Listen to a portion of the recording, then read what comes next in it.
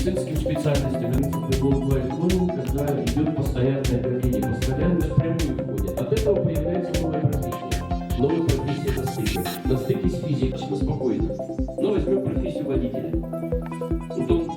Федеральные государственные образовательные стандарты, в частности, по программам. И человек вынужден постоянно обновлять свои знания.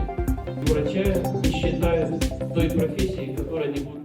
Я сегодня очень рада, что присутствую на этом курсе «Форсайт технологий», да, нашего родного института, потому что в образовании я проработала 49 лет.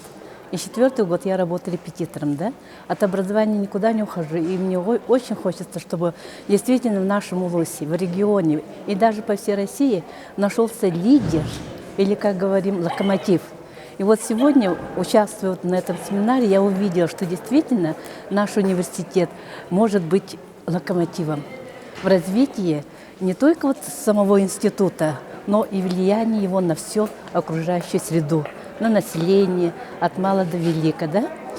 Поэтому, конечно, рада, что вот молодые такие руководители, как Готовцев Иннокентий Макеевич, Марьяна Алексеевна Насытова, вот пригласили меня сегодня участвовать. Я очень рада. Чарапчатага Государственный физический культура и спорт института, республика, улус, регион, үйрәхтәрелтәләрген, опсай социально-экономический сайдытыр туғыланар, саңа проект көлелейбет. Бұл проектка бігеге, бұл күннерге Саха Республика тұттан профессиональный үйрәхтәхені сайынырар институты ыңыраммыт, улуспыт бары инноватордарын ыңыраммыт 2 күннәк курсы тәхеджабыт.